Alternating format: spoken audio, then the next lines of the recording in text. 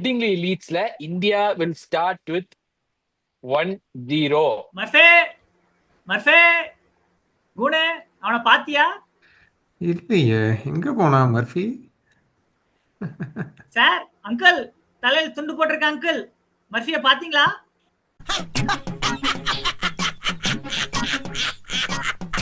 ஐயோ ஐயோ, என்ன தம்பி என்ன? குல்தீப் யாதவுக்கு பதிலா சர்துல் தான் ஆடுவான்னு சொன்னியே, மேட்ச்ல என்ன பண்ண அவன்? ஒரு மேட்ச்ல 5 செஞ்சுரிஸ் அடிச்சும் பும்ரா 5 எடுத்தும் மேட்ச் தோத்துச்சே, என்னாச்சு? 51 எப்படி 51-49 கான்பிடண்டா இருக்கேன் அப்படின்னு சொன்னியே, என்னாச்சு? இன்னைக்கு ஒரு புட்டி. என்ன நண்பர்களே, ஆரம்பிக்கலாமா? 11 பேர் கிடைச்சாச்சு. Team ready, match start. அதாவது ஒரு மேட்ச இப்படி காமிச்சு நல்ல ஆசையை காமிச்சு மோசம் பண்றது அப்படின்னு கேள்விப்பட்டிருக்கியா? அந்த மாதிரி நடந்து முடிஞ்சதுல இந்த மேட்ச். அதாவது நான்லாம் ஃபர்ஸ்ட் செஷனு ஃபர்ஸ்ட் டே எல்லாம் பார்த்து சிலுத்து போய் சில்லறை விட்டுருந்தேன். ஓகே, இந்தியா இந்த வருஷம் ஒரு புடி பிடிக்க போறாங்க. சுப்மன் கில் கேப்டன்சில ஒரு பிரமாதமான ஸ்டார்டா இருக்க போது, தட்டி தூக்க போறேன், என் ப்ரெடிக்ஷன் கரெக்டா வரப்போகுதுன்னு சொல்லிட்டு ரொம்ப நம்பிக்கையா இருந்தேன். அந்த நம்பிக்கையில மண்ணள்ளி போடுற மாதிரி இருந்துச்சு இந்த மொத்த மேட்ச் செட்டப்புமே. கண்டிப்பா டோட்டல் டிசப்பாயின்மெண்ட் அம்பி. ஆஸ் சூன் அஸ் செட், 5 பேர் செஞ்சுரி அடிச்சு பும்ரா மாதிரி ஒரு பவுலர் 5 எடுத்து தோக்குறோம் அப்படின்னு சொன்னா தப்பு எங்க இருக்கு தெரியல. மொத்தமாவே தப்பா அப்படிங்கிற மாதிரி இருந்துச்சு. என்ன மாதிரியான இந்த கேம் அப்படின்னு சொன்னா 5 பேர் செஞ்சுரி அடிச்சு, KL ராகுல், Shubman Gill, Rishabh Pant 2 century, SSV Jaiswal 5 century அடிச்சு பும்ரா மாதிரியான பவுலர் 5 எடுத்தோம் தோக்குறோம்னு சொன்னா என்ன சிம்ரன், என்ன இதெல்லாம் அப்படிங்கிற மாதிரி. எங்கடா விட்டீங்க? என்னையா பவுலிங் இது? பும்ராங்கிற ஒரு பிளேயரை தவிர வேற யாருமே பவுலிங் போட மாட்டேன், நான் சும்மா வேடிக்கை தான் பார்க்க வருவேங்கிற மாதிரி போட்டா என்னப்பா நடக்கும்? என்ன நடக்குது சொல்லுங்க? எப்படி நீங்க ஜெயிப்பீங்க? எப்படி மேட்ச் ஜெயிக்க முடியும் சொல்லு? பும்ராவை மட்டுமே நம்பி ஒரு பவுலிங் டிபார்ட்மெண்ட், டாப் ஆர்டரை மட்டுமே நம்பி இருக்கிற ஒரு பேட்டிங் டிபார்ட்மெண்ட், இதை வச்சுக்கிட்டு நான் சவாரி செய்யணும், இதை வச்சு நான் சண்டை செய்யணுங்கிற மாதிரி எப்படிதான் போய் இங்கிலாந்துல ஜெயிப்பீங்க? எப்படி போய் நீங்க சண்டை செய்வீங்க? எப்படி நடக்கும் இந்த விஷயம் சொல்லு பார்க்கலாம். அவங்க 4 பேர் அடிக்கிறாங்க, சரி வேற மாதிரி வருது அப்படின்னா சாய் சுதர்ஷன், கருண் நாயர் டெபியூ மேட்ச் சொல்லலாம், தப்பில்லை. ஆனா அவங்க ஆடின ஷாட்ஸ்ல தான் நமக்கு இங்க இருக்க பிரச்சனை. இப்ப இந்த சாய் சுதர்ஷன் நம்ம ரொம்ப கிரிட்டிக்கலா இருக்க வேண்டிய அவசியம் இல்லை அப்படின்னாலும் கூட ஒரே மாதிரியான பாலுக்கு டகடகன்னு விக்கெட் எடுக்கிறாங்க. அப்படிங்கிறப்போ என்னமோ இப்பவே ஒரு வீக்னஸ் கண்டுபிடிச்சு ஏதாச்சும் ஒன்று பண்ணிடுவாங்களோங்கிற மாதிரி பயமா இருக்கு. சோ சாய் சுதர்ஷன்லாம் இம்ப்ரூவைஸ் பண்ணணும் நிச்சயமா. அதே மாதிரி கருண் நாயர் ரொம்ப கான்பிடண்டா ஷாட்ஸ் ஆடுற மாதிரி தெரியுது. அதாவது ஒரு அந்த டைமுக்கு என்ன தேவை அப்படிங்கிற மாதிரி யோசிக்கிற மாதிரி எனக்கு தெரியல. அதே மாதிரி இன்னொன்னு கேட்கணும்னு நினைச்சேன். இந்த டெய்லண்டர்ஸ் சொன்னா யார் நம்ம சொல்லுவோம்? முக்காவாசி ஒரு 9th 10th பேட்ச் சொன்னா டெய்லண்டர்ஸ் சொல்லலாம். ஆனா நம்ம டீம்ல மட்டும்தான் ரிசர்வ் பண்ணிட்டு அப்புறம் ஆடுற அத்தனை பேருமே டெய்லண்டர் மாதிரி தெரியுறான். ஒருத்தன் கூட ஆட மாட்டேங்கிறான். எப்படி நம்ம ஜெயிக்கிறது? எப்படி நடக்கும் நீங்க சொல்லுங்க? எப்படி நம்ம ஆடி எப்படி வின் பண்ண போறோம்? அதாவது அவங்க பவுலிங் போட்டா லென்த்லயா விழுகுது, அழகா பூ மாதிரி நமக்கு. அவங்க ரன்ஸ் லீக் அவுட் பண்ணாலும் கூட அவங்க லென்த்ல ரொம்ப ரொம்ப டிசிப்ளினா இருந்தாங்க. ஆனா நம்ம அப்படி இல்ல. என்ன லென்த்ல போறோம்னே தெரியல. இன்னைக்குதான் சிராஜுக்குலாம் ஓகேன்னு வந்துச்சு, அந்த மாதிரிதான் இருந்துச்சு. 370 ஆன் த டே 5. எந்த டீம் அடிக்கும்னு எந்த கிரிக்கெட் பண்ணிருக்கியா போய் கேட்டீங்கன்னா என்ன சொல்லுவாங்க நீ நினைக்கிற? ஜெயிப்போன்னு சொல்லுவாங்களா? வாய்ப்பே இல்ல. டிராவ் ஆகிறதுக்கான பாசிபிலிட்டி இருந்தப்போ எப்படியே கையில இருந்து மேட்சை கொடுத்தோம்? எப்படி கையில கொடுக்குறோம்? அதாவது இருக்கிற மொத்தத்தையும் நம்ம யூஸ் பண்ணி இது பண்ணா கூட இப்படி ஒரு மேட்ச் நம்ம தோக்கலாமா அப்படிங்கிற மாதிரி தான் உண்மையாவே இருக்கு. இது இதுக்கு இந்தியா கொஞ்சம் மோசமா பர்ஃபார்ம் பண்ணி தோத்திருந்தா கூட ஒரு பெரிய வழி நமக்கு தெரியாது. ஆனா நல்லா ஒரு ஜெயிக்க போற மாதிரி நம்ம கிட்ட ஒரு சூட காமிச்சு கடைசியில எதுவுமே இல்லைங்கிற மாதிரி சப்பையா முடிச்சது உண்மையாவே ரொம்ப ரொம்ப ஒரு ஹியூமிலியேட்டிங்கான ஒரு லாஸ் எனக்கு தெரிஞ்சு இந்தியாவுக்கு. இது ரொம்ப ரொம்ப மனசு சங்கடமா இருக்கு நண்பர்களே. உண்மையா சொல்றேன், ரொம்ப கஷ்டமா இருக்கு எனக்கு. பேசுறதுக்கு வேர்ட்ஸ் இல்லைங்கிற மாதிரி ரொம்ப டிப்ரெஷிங்கா இருக்கு. நானு சொல்ல போனோம்னா ரொம்ப கஷ்டமா இருக்கு நண்பர்களே. என்ன பண்றது ஆண்டவா அப்படிங்கிற மாதிரி ஒரே கஷ்டம். வந்துட்டானா இவன் இனி இவன் வேற ஏதாவது பேசுவான். பேசு பேசு. எங்க தப்பிக்க பாக்குற? இது சம்மரி சொல்றாரா? சம்மரி அப்படியே சொன்னா உங்களை விட்டுருவாங்களோ? ஃபர்ஸ்ட் கொஸ்டின் இது உன்னதான் நான் முடிக்கணும்னு இருந்தேன். ஃபர்ஸ்ட் கொஸ்டின், சாரு போன ப்ரிவியூல சர்துல் தாக்கூர்னு ஒருத்தனை கொண்டு வந்தீங்க. நம்பர் 8ல பேட்டிங் வேணும், அடிக்கணும், 20 ரன்னு, பவுலிங் போட்டு 2 விக்கெட் எடுக்கணும்னு சொன்னீங்க. நான் அப்பவே சொன்னேன், குல்தீப் யாதவ் எடுக்கணும்டா, 4th இன்னிங்ஸ் பால் டேன் ஆகடான்னு சொன்னேன். குல்தீப் நல்லா ஜடேஜா பால் டேன் ஆச்சு. ம், ம். நல்லா மிஸ் பண்ண உண்மை. ஆக்சுவலி குல்தீப் யாதவ். இதுக்கு வந்து என்ன நான் சொல்லலாம் அப்படின்னா, ஃபர்ஸ்ட் வந்து இங்கிலாந்துல நம்ம மேட்ச் ஆடுறோம். இது வந்து பேஸ்பால் கண்டிஷனுக்கு மேக்ஸிமம் இங்கிலாந்து வந்து ஃபிளாட் ட்ராக் தான் கொடுப்பாங்க அப்படிங்கிற எக்ஸ்பெக்ட் பண்ணி. ஏன்னா அவனுக்கு வந்து வேற எங்கேயும் போய் பேஸ்பால் பர்ஃபார்ம் பண்ணதே கிடையாது. ஹோம் கண்டிஷன்ஸ்ல Bazball theory is one of the என்ன சொல்றது ஒரு நல்ல தியரி தான். அதனால நான் என்ன நினைச்சேன், அதே மாதிரி ஃபிளாட் ட்ராக் தான் கொடுப்பாங்க. அதே மாதிரி ஃபிளாட் ட்ராக் தான் கொடுத்தாங்க. பார்த்தா பாட்டா விக்கெட். அதாவது தொட்டவனுக்குலாம் பேட்டிங்ல அடிக்கிற மாதிரி ஒரு சூப்பர் விக்கெட் கொடுத்தாங்க. நல்லா வந்து ரோட் ரோலர்ல போற மாதிரி அப்படியே படுத்துக்கலாம் போல அந்த ட்ராக்ல அப்படி ஒரு ஃபிளாட் ட்ராக் கொடுத்துட்டாங்க இந்த விக்கெட். நான் அதனாலதான் சொன்னா குல்தீப் யாதவ் இங்க ஆட மாட்டாங்க. பிளஸ் இந்தியன் கிரிக்கெட் டீம் பத்தி நமக்கு தெரியும். அதனால நான் சொன்னேன் குல்தீப் யாதவ் வந்து நல்ல பவுலர் கிடையாதுன்னு நான் சொல்லல. அதே மாதிரி சர்துல் டாக்கூர் நான் என்ன எக்ஸ்பெக்ட் பண்ணேன்னா, தம்பி வந்து ஏதாச்சும் ஒன்று பண்ணுவான் அப்படிங்கிற மாதிரி. ஆனா சர்துல் டாக்கூர் இங்க பிளேம் பண்றதுக்கு முன்னாடி நம்ம இந்தியன் டீம் ஃபர்ஸ்ட் இங்க பிளேம் பண்ணணும். என்ன காரணம்னா, சர்துல் டாக்கூருக்கு என்ன ரோல் இங்க? அவனை வந்து ஒரு ஃபோர்த் பவுலர் எடுத்துட்டு போறீங்களா, இல்ல நீங்க 3 மெயின் பவுலர்ஸ் இருக்காங்க, அவங்க டயர்டானா சப்ஸ்டியூட்டர் பவுலரா அவன் இறக்க போறான் அப்படிங்கிற மாதிரியான பவுலரா கொண்டு போறீங்களா? ஏன்னா அவனுக்கு நீங்க மொத்தமா கொடுத்துட்டு ஒரு 13-14 ஓவர் தான் 2 செஷனையும் சேர்த்து நான் சொல்றேன். சரிங்களா? அவ்வளவுதான் ஓவர் கொடுத்துருக்கீங்க நீங்க அவன் டோட்டலாவே. If I'm not wrong, maybe correct me if I'm wrong. ஆனா 13-14 ஓவர் கொடுத்து நீங்க என்ன நீங்க அவங்க எதிர்பார்க்கறீங்க? தம்பி வந்து அப்படி தலையை திருப்புன்னு நினைக்கிறீங்களா? இல்ல, பும்ராக்கு ஹெவி ஓவரோடு கொடுக்குறோம், எல்லாம் நீங்க பண்றோம். அப்ப சர்துல் டாக்கூருக்கான ஸ்பேஸ் நம்ம கொடுக்கல சொல்ல போனா. அதுக்காக பர்ஃபார்ம் பண்றதெல்லாம் நான் வந்து எக்ஸப்ஷன்ஸ்ல சொல்ல வரல. பட் ஒரு இதா சொல்றேன். இவன் வேற சொல்லு சொல்லு. ம் சர்துல் தாக்கூர் அண்ணனா தம்பியா இப்படி முட்டு கொடுக்குறேன் நல்லா. சரி இல்லப்பா, நான் சர்துல் டாக்கூருக்கு முட்டு கொடுக்கல. நான் என்ன கேட்கறேன்னா, if you are really thinking that he is going to substitute bowler, go for Nitish Kumar ரெட்டிங்கிற. இன்னொரு பேட்டிங் கிடைச்சிருவான். இவன் போற 13 ஓவர் 2 செஷன்ல என்ன நிதிஷ்குமார் ரெட்டி போட மாட்டானா? அழகா போடுவான், ஜம்முன்னு போடுவான். அவனுக்கு எந்த பிரச்சனையும் கிடையாது, அழகா போடுவான் தலைவன். 2 இன்னிங்ஸ்லயும் சேர்த்து ஒரு 13 ஓவர் மட்டும் சர்துல் டாக்கூருக்கு கொடுக்கறதுக்கு எதுக்கு அவனுக்கு? எதுக்கு நீங்க அவனை பேட்ஸ்மேன் ஆடுறீங்க? அவன் அப்படி கான்ட்ரிபியூஷன் பண்ணல, விட்டுருக்கு. அதுக்கு நிதிஷ்குமார் ரெட்டி ஆடிட்டு போங்க. ஏன்னா நம்ம பேட்டிங் ஆடுறது ஆஃப்டர் ரிசப்ட் பண்ணிட்டு சுத்தமா பார்த்தா பொட்டல சைடு மாதிரி தெரியுது. என்ன ஒரு மேட்ச், ஏதாச்சும் ஒரு மேட்ச் நம்ம நின்றுவோமா? ஒரு நல்ல ஸ்கோர் வரும். நம்ம என்ன பேசணும் ஃபர்ஸ்ட் இது பேசும்போது 600 650 கிட்ட அடிச்சுட்டு இந்தியா இது பண்ணுவானுங்கன்னு பார்த்தா என்ன நடந்துச்சு கடைசியில? ஏப்பா எங்க இருந்து எங்கப்பா தோக்குறீங்க அப்படிங்கிற மாதிரி இருக்கு. பொட்டலமா இருக்கிறோம், ஒரு மகா பொட்டலம். அப்படிங்கிறப்போ இதுல ஏதோ ஒரு பிரச்சனை இருக்கு, ஒரு வீக்னஸ் இருக்கு அப்படின்னு நமக்கு தெரியும் போது, நீங்க சர்துல் டாக்கூருக்கு என்ன ரோல் கொடுத்துருக்கீங்க? அவனை ஒரு பவுலரா எடுத்துட்டு போறீங்க. அவனை பேட்டிங் ஆல்ரவுண்டர் கிடையாது, அவன் பவுலிங் ஆல்ரவுண்டர். பவுலிங் ஆல்ரவுண்டர்ங்கிறப்போ அவனை பவுலரா யூஸ் பண்ணுங்க அப்படின்னா இல்ல. அப்படின்னா நிதிஷ்குமார் ரெட்டி போங்க போங்க, நிதிஷ்குமார் ரெட்டி எடுங்க, டீம்ல ஆட வைங்க. ஏதோ 20-30 ரன் அடிப்பான். ஏதோ எனக்கு தெரிஞ்சு இந்த மாதிரி ஒரு 6 ஓவர் 7 ஓவர் தாராளமா போடுவான், பிரச்சனையே கிடையாது. சிறப்பா போட்டு தருவான் என் தலைவன். அப்படிங்கிறப்போ அங்க role defining was very very weak. நான் குல்தீப் யாதவ் ஆட வச்சிருக்கலாமா, ஒத்துக்கிறேன். நீ சொன்ன மாதிரி 4th and 5th டேல ஸ்பின் ஆச்சு, ஜடேஜாக்கு கிடைச்சிச்சு. ஜடேஜா போட்ட மாதிரி ஒருவேளை சைனா பேண்ட் குல்தீப் யாதவ் போட்டிருந்தா த்ரெட்டனிங்கா இருந்திருப்பாரு, எந்த சந்தேகமும் கிடையாது. I will take back my words. Kuldeep Yadav நிச்சயமா ஆடி இருக்கணும். பட் இந்தியா டீம் ஆட மாட்டாங்க தான் நான் சொன்னேன். நான் ஆட மாட்டேன்னு நான் சொல்ல, இந்தியன் டீம் கண்டிப்பா குல்தீப் யாதவ் கொண்டு போக மாட்டாங்க. அவர் கண்டிப்பா அங்கதான் உட்கார்ந்துருக்க போறாரு தான் நான் சொன்னேன். அவ்வளவுதான். அதனால வந்து இதுதான் என்னுடைய கிளாரிபிகேஷன் வச்சுக்கலாம். அப்படி வேலை கிளாரிபிகேஷன். சரி ஓகே ஓகே. குணே உன் சைடு வரேன். ஓகே. ஒரு கொஸ்டின் சரியா? இங்கிலாந்து நல்லா பேட்டிங் ஆடினாங்களா இல்ல இந்தியா பூரா பவுலிங் போட்டாங்களா? உன்னோட பாயிண்ட் ஆஃப் வியூ என்ன இதுல? என்னோட பாயிண்ட் ஆஃப் வியூ வந்து இந்தியாவோட பவுலிங் வந்து அந்த அளவுக்கு ஒரு இம்பேக்ட் கொடுக்கல. ஒரு லாஸ்ட் ரெக்கார்ட்ஸ் எல்லாம் பார்க்கும்போது நம்ம நம்ம இந்த பர்டிகுலர் மேட்சஸில் வந்து பார்த்தீங்கன்னா டே 1 to 5ல பார்த்தீங்கன்னா நம்ம பவுலிங்க்கு வந்து அந்த அளவுக்கு இன்டென்ட் கொடுக்கல. ஒன்லி பிளேயர் பார்த்தீங்கன்னா பும்ரா மட்டும்தான் நல்லா பவுலிங் போட்டாங்க. அந்த அதர் சைடு வந்து பார்த்தீங்கன்னா இங்கிலாந்து பர்ஃபெக்டாக இது பண்ணாங்க. அது வந்து கேபிட்டலைஸ் பண்ணி நல்லா பேட்டிங் நல்லா நம்ம நல்லா ரன்னு கொடுத்தும் கூட பேட்டிங் ஈஸியாக அவங்க ஸ்கோரை வந்து சேஸ் பண்ணி எடுத்துடுறானுங்க. ஸோ அது ஒன்று. அதுக்கப்புறம் மர்ஃபி சொன்ன மாதிரி இந்த பிச்சு வந்து ஃப்ளாட் பிச்சாக இருந்துச்சு. பேட்டிங் நல்ல ஒரு ஃபேவரபுளாக இருந்துச்சு. அதனால even though we played well in batting side, but we couldn't do much in a bowling unit. இதான் என்னோட point of view actually. So Bumrah workload ஒரு டேர்ம் சொல்லிட்டு இருக்காங்கல்ல. இந்த டெஸ்ட் மேட்ச்லயே பாத்தீங்கன்னா ஃபர்ஸ்ட் இன்னிங்ஸ்ல ஒரு 25 ஓவர்ஸ் கிட்ட போட்டான்.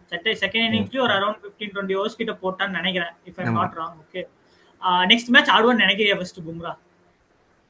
என்னோட இதில் வந்து பார்த்தீங்கன்னா most probably they will go for Bumrah. Because கண்டிப்பாக பும்ரா ஆடி தான் ஆகணும் பிகாஸ் இனிஷியலி பட் ஆனால் இதே மாதிரி ஆனால் அவனும் மோஸ்ட்லி இன்னும் ஃபர்தர் மேட்சஸில் திருப்பி திருப்பி அவனே நம்பிட்டே இருக்க முடியாது. கண்டிப்பாக மற்ற பவுலர்ஸும் அவனுக்கும் சப்போர்ட் பண்ணி ஆகணும். அப்போ தான் அவனுக்கும் ஒரு அந்த ஃபெட்டிக்னஸும் அந்த ஒரு இதுவும் இருக்காது, அந்த அளவுக்கு ப்ரெஷரும் இருக்காது. ஏன்னா இப்போ இந்த லாஸ்ட் 5 மேட்சஸில் பார்க்கும்போது ஃபுல் அண்ட் ஃபுல் நம்ம பும்ரா மட்டும்தான் நம்ம இது பண்ணியிருக்கோம் தவிர மற்ற பவுலர்ஸ் வந்து அந்த அளவுக்கு அவங்களுக்கு சப்போர்ட்டே பண்ணல. அதனால தான் நம்ம அவங்க வந்து ஈஸியாக சேஸும் பண்ணாங்க. நம்மளால அந்த அளவுக்கு இது பண்ண முடியல, அவங்கள அவுட் பண்ண முடியல. That was one main reason I would சே.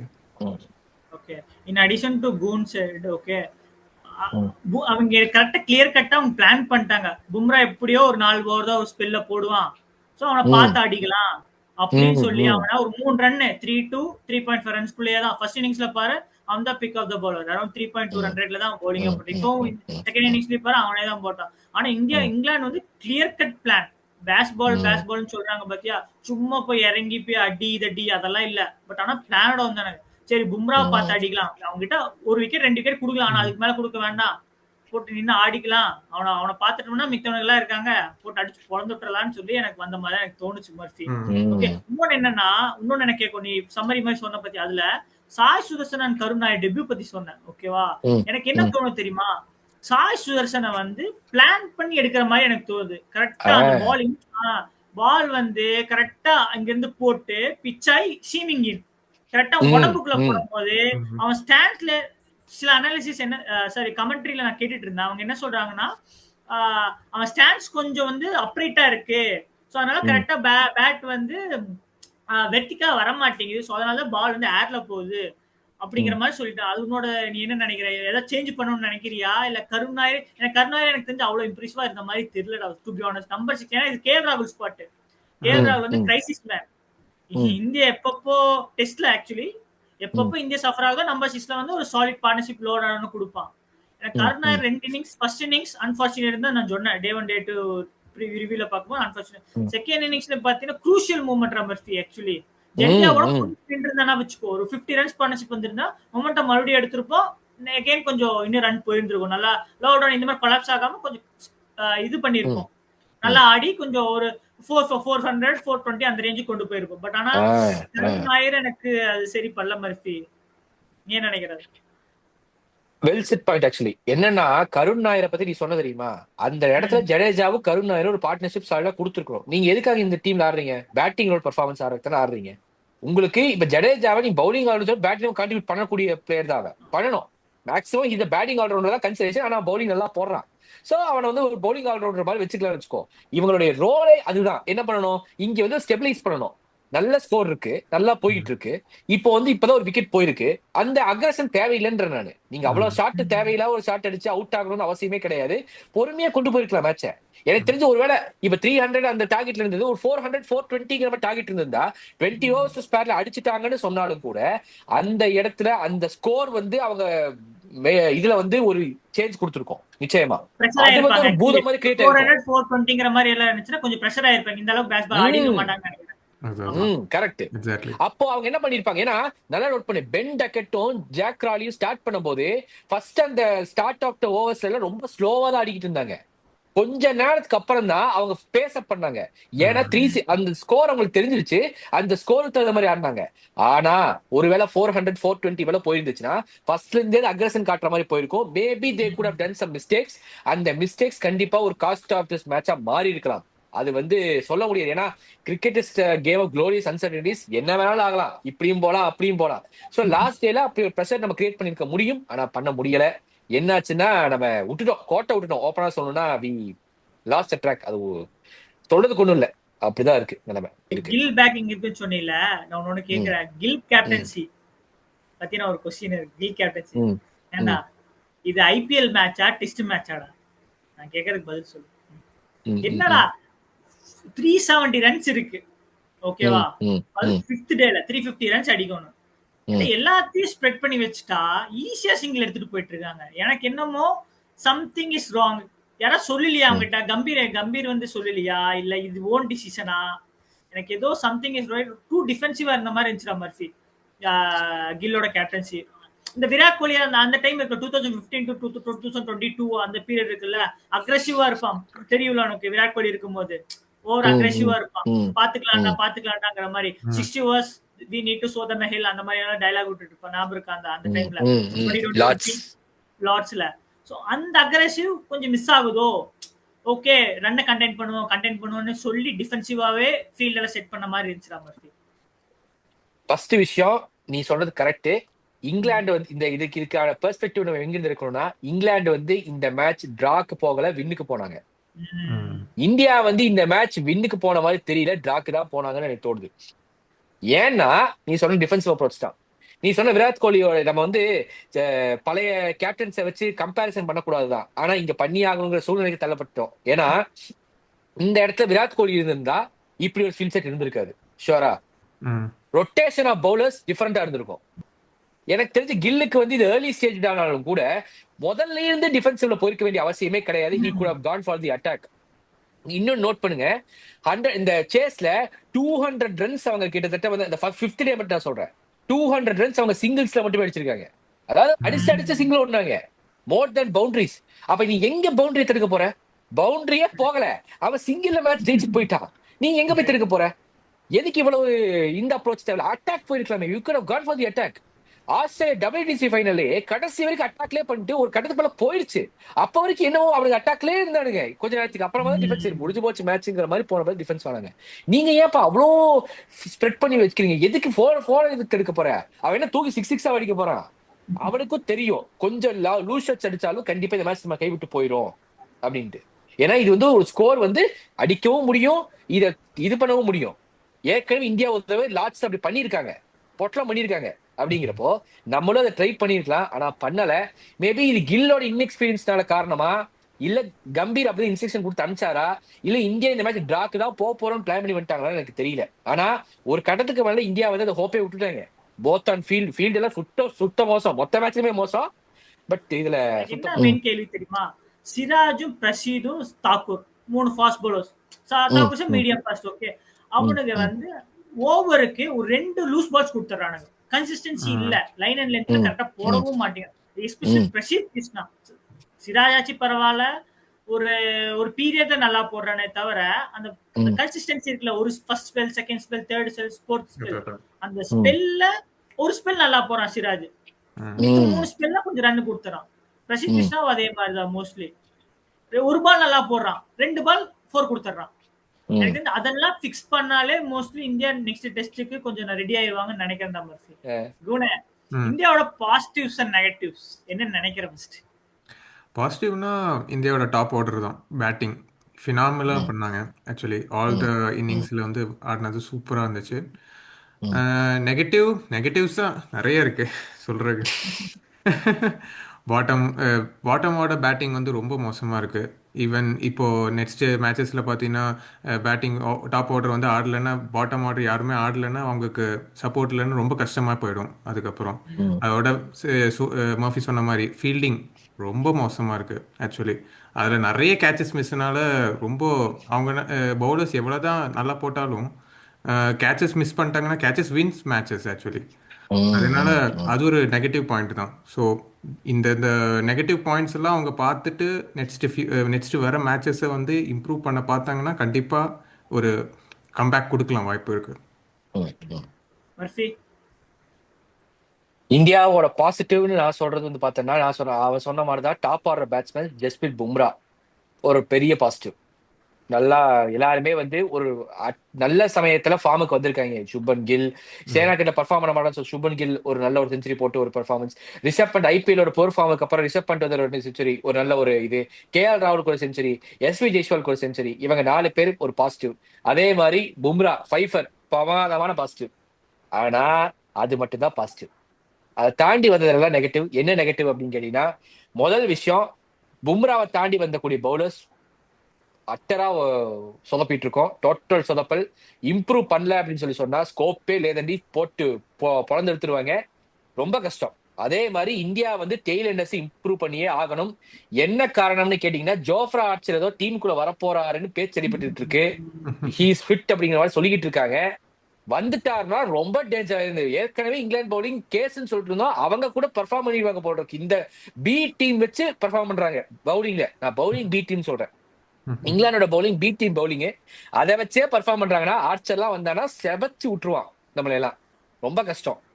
அதனால அதே மாதிரி ஃபீல்டிங் தயவு செஞ்சு சொல்றேன், கையில வந்து நல்லா தேய்ச்சிட்டு ஏதாச்சும் ஒரு பண்ணி ஃபீல்டிங் இம்ப்ரூவ் பண்ணி. எஸ்எஸ்பி ஜெய்ஸ்வால் பாய் நல்லா பேட்டிங் ஆடுறீங்க, தயவு செஞ்சு ஃபீல்டிங் இம்ப்ரூவ் பண்ணியே அவங்க. எஸ்எஸ்பி ஜெய்ஸ்வால்லாம் ஏதாச்சும் ஒரு சொல்லி அவன் பொசிஷனை மாத்தியாச்சு, ஏதாச்சும் ஒரு மோட்டிவேஷன் டாக் கொடுத்து ஏதாச்சும் ஒரு பண்ணி நம்ம வந்து அவன் இதை பண்ணியே ஆகணும். ஏன்னா சாதாரணமா அந்த கேட்ச் போறது இல்ல, அந்த கேட்ச் பெரிய ஒரு லாஸா மாறிடுது இந்தியாவுக்கு. ரொம்ப பெரிய ஸ்கோர் கொண்டு போயிடுறாங்க, ரொம்ப ரொம்ப கஷ்டமா போயிடுது இந்தியாவுக்கு. பெரிய ஒரு பேக் ஃபயர் ஆயிடுது அந்த டெசிஷன். ஸோ நிச்சயமா அதை பண்ணணும். அதே மாதிரி டீம் காம்பினேஷன் தயவு செஞ்சு என்ன காம்பினேஷனுக்கு நீங்க எடுக்கிறீங்களோ அந்த காம்பினேஷன் ஸ்டிக் ஆனாதுங்க. ஷர்துல் டாக்கூருக்கான ரோல்னா அதுக்கான ரோலுக்கு இப்ப அவன் இந்த ரோல் தான் எடுக்க போறீங்கன்னா தூக்கிடு, நிதிஷ்குமார் ரெட்டி ஆடு. அந்த மாதிரி இந்த ரோலுக்கு தான் இவன் ஆட போறங்கிற கிளாரிட்டி வச்சுக்கிட்டு அவனுக்கு கொடுங்க சான்ஸை. சும்மா வந்து ஏனோ தானோங்கிற மாதிரி இருக்கு டீமு. காம்பினேஷன் சரியில்லை, இந்த காம்பினேஷன் ஒர்க் அவுட் ஆகாது. நான் சொல்றது இந்த காம்பினேஷன் மாத்தணும். நீங்க மாத்துங்க. காம்பினேஷனுக்கு தகுந்த மாதிரி டீமா, டிவிக்கு தகுந்த மாதிரி காம்பினேஷன் பார்த்து ஆடணும். இதுதான் எனக்கு தெரிஞ்ச இதுப்பா. இதுக்கு மேலே நெகட்டிவ் சொல்லிட்டே போலாம். சொல்லிட்டு போனா 40 நிமிஷம் மாதிரி பேசலாம். அது இது போதும் நான் நினைக்கிறேன் எனக்கு தெரிஞ்சு நெகட்டிவ்க்கு. ஃபைனலி இது ரிவ்யூக்கு முடிக்கிறதுக்கு முன்னாடி ஃபைனலா where did we lose the match? ஒரு ஒரு பாயிண்ட் சொல்லிட்டு I think we can end the review starting with gun. என்னோட பாயிண்ட் ஆஃப் வியூவில் பார்த்தீங்கன்னா நம்ம பவுலிங் யூனிட்டும் ஃபீல்டிங் தான் மெயினாக. அந்த இதை வந்து இம்ப்ரூவ் பண்ணிட்டாங்கன்னா கண்டிப்பாக நம்ம ஜெயிச்சிருக்கலாம் இந்த இதில். ஈவன் தோ நம்ம பேட்டிங் நல்லா இருந்துச்சுன்னா. So we need to improve our bowling team and as well as fielding தான். மர்ஃபி, இப்போ என்ன கேட்ட அப்படின்னு சொல்லி சொன்னா, பவுலிங் அதான் சொல்றேன். அப்பார்ட் ஃப்ரம் பும்ரா, ஜடேஜா எக்கனாமியா போட்டாரு. ஸோ ஜடேஜாவை நம்ம குத்து சொல்ல வேண்டாம். பும்ரா ஜடேஜாவை தவிர கிட்டத்தட்ட மொத்தமாவே பவுலிங்கை நீங்க சரி பண்ணி ஆகணும். லென்த்தை பிடிக்க ஆரம்பிக்கணும், இல்லைன்னா கஷ்டம். அதே மாதிரி டெய்லெண்டர்ஸ் தயவு செஞ்சு பர்ஃபார்ம் பண்ணியே ஆகணும் ராஜா. ரொம்ப கஷ்டம். ஏன்னா எல்லா மேட்சுமே டாப் ஆர்டர் பர்ஃபார்ம் பண்ணுவாங்கன்னு சொல்ல முடியாது. டாப் ஆர்டர் ஒரு வேளை சொதப்புறாங்கன்னா கீழே இருக்கவங்க ஆடணும், ஒரு நல்ல பர்ஃபார்மன்ஸ் கொடுக்கணும். அந்த மாதிரி கொடுக்கல அப்படின்னா ரொம்ப கஷ்டப்படுவோம். அது தெளிவா சொல்றேன். ஃபீல்டிங் நிறைய எக்ஸஸ் ரன்ஸ் கொடுக்குறோம், ரொம்ப இதா ஆடுறோம், ரொம்ப ரொம்ப கஷ்டம். எங்க மிஸ் பண்றோங்கிறத தெரிஞ்சுக்கிட்டு பண்ணணும்னு நான் நினைக்கிறேன். டீம் காம்பினேஷன் மாத்தணும். டீம் காம்பினேஷன் வந்து எந்த டீமுக்கு ஆடுறோமோ அது தகுந்த மாதிரி பண்ணணும். அவங்களோட வீக்னஸை கரெக்டா ஜட்ஜ் பண்ணி பண்ணணுங்கிறது தான் என்னோட பாயிண்ட். இந்த மாதிரி பண்ணல, ஏன்னா இதுக்கு மேல இந்த சீரீஸ் இந்தியா ஜெயிக்கிறதுக்கான சான்சஸ் இருக்கான்னு கேட்டா ரொம்ப ரொம்ப குறைவு தான் என்ன கேட்டீங்கன்னா ஹானஸ்டா. ஏன்னா நான் ரைட் ஆஃப் பண்ணக்கூடாது இவ்வளவு ஈஸியா. பட் வந்து இது எப்படி இதை டேர்ன் அப் பண்ண போறோங்கிறது நமக்கு தெரியல. ஏன்னா காம்பினேஷன் ரொம்ப இடிக்குது. நம்ம வந்து ஒரு பெரிய சேஞ்ச் பண்ணணும் இந்த டீம்ல. மாத்தி அதை சேஞ்சுனா எல்லாருமே பர்ஃபார்ம் பண்ண ஆரம்பிக்கணும்னு சொல்ல வரேன். யாரெல்லாம் பர்ஃபார்ம் பண்ணலையோ ஒரே மேட்ச் அவங்க எல்லாம் திருப்பி பர்ஃபார்ம் பண்ணணும். அந்த மாதிரி ஒரு மிராக்கிள் நடக்கணும். நடந்துச்சுன்னா இந்தியா வந்து ஒரு மாதிரி கொண்டு வரலாம், இல்லைன்னா ரொம்ப ரொம்ப கஷ்டம். அதனால நம்ம இந்த இதோட சக்சஸ்ஃபுல்லா நம்ம ரிவ்யூவை முடிச்சுட்டோம். அதே மாதிரி செகண்ட் மேட்சோட ப்ரிவியூவை நம்ம கூடிய விரைவில் பார்ப்போம். அது வரைக்கும் thanks a lot guys. Thank you so much for information. Thanks a lot and bye bye. Signing off.